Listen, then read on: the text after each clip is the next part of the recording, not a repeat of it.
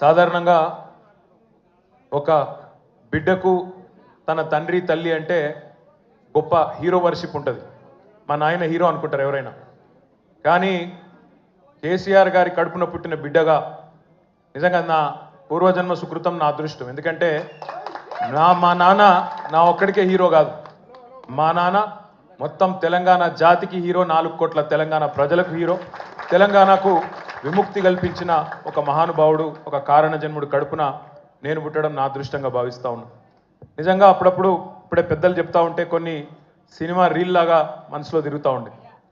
వారు చెప్తున్న కొన్ని మాటలు.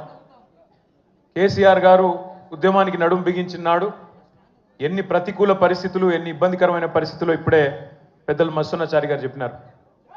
మీడియా పవర్ లేదు, మనీ పవర్ లేదు, మజిల్ పవర్ లేదు, కుల బలం లేదు, ఉన్నదల్లా ఒక్కటే గుండె బలం, జనబలం.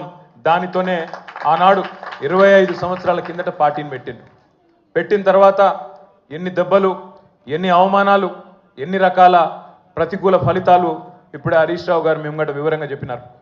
ఇవన్నీ ఎదుర్కొని ఇంకొకరు బతికి బట్టగట్టాలంటే ఈ రోజున్న రాజకీయాల్లో సామాన్యమైన విషయం కాదు. కానీ తాను తెలంగాణ అనే స్వప్నాన్ని తెలంగాణ ప్రజల తరపున స్వప్నించి ఒక కలగని ఆ తర్వాత 25 సంవత్సరాలుగా ఈ రాష్ట్ర రాజకీయాన్ని శాసించి అల్టిమేట్గా సావు నోట్లో తలబెట్టి తెలంగాణను సాధించిన కారణ జన్ముడు మన నాయకుడు కేసీఆర్ గారు అనడంలో రెండో ఆలోచన ఎవరికి కూడా లేదు.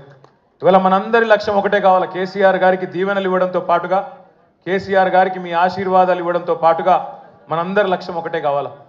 గత 14-15 నెలలుగా రాష్ట్రంలోని ఏ మూలకి పోయినా, ఏ ఊరికి పోయినా, ఏ పట్టణానికి పోయినా, ఏ మనిషిని ఒకసారి ఇట్లా కదిపినా, ఆటో డ్రైవర్ కావచ్చు, రైతన్న కావచ్చు, ఒక తమ్ముడు కావచ్చు, ఒక చెల్లె కావచ్చు, ఒక ఆడబిడ్డ కావచ్చు, ఎవ్వలను కదిపినా ఇవాళ ఒకటే మాట వినబడుతున్నది.